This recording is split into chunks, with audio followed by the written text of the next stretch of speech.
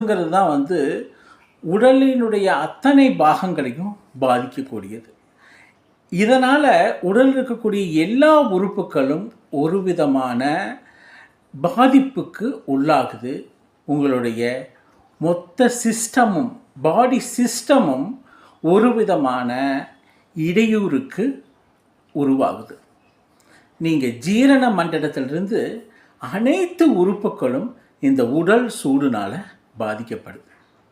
இந்த ஆரோக்கிய வாழ்க்கைக்குரிய வாழ்வியல் முறையாக நம்ம உடல் சூட்டை குறைப்போம் அப்படிங்கிறது நம்ம வாழ்வியல் முறையாகவே மாற்றி அதுக்குன்னு சில விஷயங்களை செய்யும்போது நம்ம பேலன்ஸ்டாக வச்சுக்கலாம்.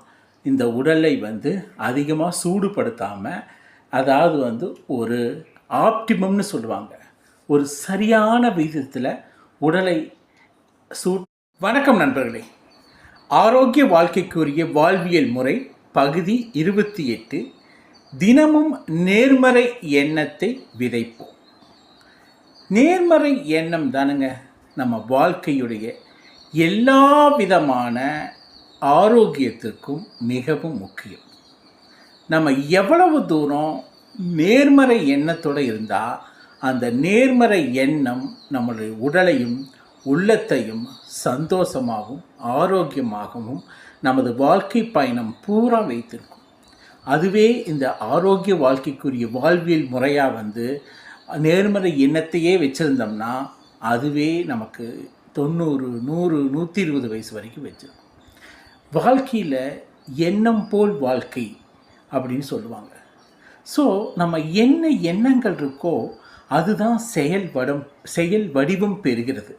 அதே மாதிரி அதனால் இன்றைக்கி என்ன பார்க்குறோம்னா, நம்ம வாழ்க்கையில் மருந்துக்களை தவிர்ப்போம், உடலை காப்போம்.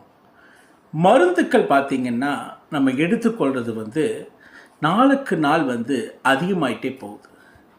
எதுக்கெடுத்தாலும் ஒரு சூரிய ஒளியின் மகத்துவம் நம்ம வாழ்க்கையுடைய அங்கமாக சூரிய ஒளியை நம்ம என்றைக்குமே வச்சுக்கணுங்க.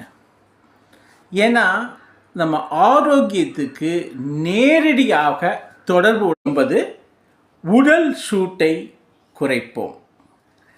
நம்ம வாழ்க்கையில் இருக்கக்கூடிய மிகப்பெரிய ஆரோக்கிய குறைபாடு எதுன்னு பார்த்திங்கன்னா உடல் சூடு. இந்த உடல் சூடுங்கிறது தான் உடலினுடைய அத்தனை பாகங்களையும் பாதிக்கக்கூடியது.